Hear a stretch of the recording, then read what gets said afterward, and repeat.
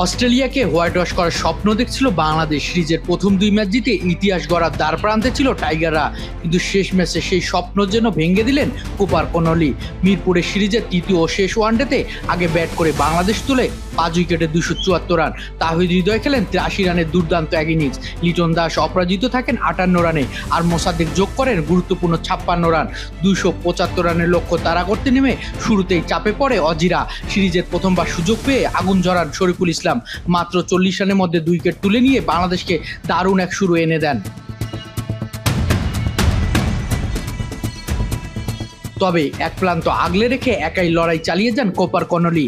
অসাধারণ ব্যাটিংয়ে তিনি খেলেন ১৩৪ বলে ১৪৯ রানের ম্যাচ জয়ী এক ইনিংস। তার ইনিংসে ছিল ১৩টি ৪ ও ৬টি ছক্কার মার। ম্যাচ শেষে নাটকীয়তা আরও চরমে ওঠে। শরীফুল পরপর ওভারে ৩ উইকেট তুলে নিয়ে ম্যাচে ফিরিয়ে আনেন বাংলাদেশকে। একসময় অস্ট্রেলিয়ার প্রয়োজন ছিল ৩৬ বলে ৩০ রান, কিন্তু তাসকিন আহমেদের এক ওভারেই আসে ২১ রান, যা ম্যাচের মোড় একদম ঘুরিয়ে দেয়। শেষ ওভারে অস্ট্রেলিয়ার দরকার ছিল মাত্র ৩ রান। তাসকিনে করা তৃতীয় বলেই বাউন্ডারি মেরে জয় নিশ্চিত করে অজিরা। ৩ বল হাতে রেখেই ১ উইকেটে রোমাঞ্চকর জয় তুলে নেয় তারা। বাংলাদেশ হেরে গেলেও উজ্জ্বল ছিলেন শরীফুল ইসলাম।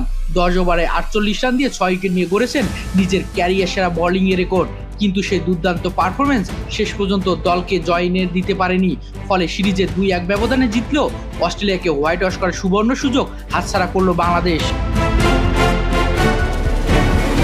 ভিডিওটি ভালো লাগলে লাইক দিন, শেয়ার করুন। ক্রিকেটের সব আপডেট পেতে চ্যানেলটি সাবস্ক্রাইব করতে ভুলবেন না। শরীফুল ইসলাম, ক্রিকনেট।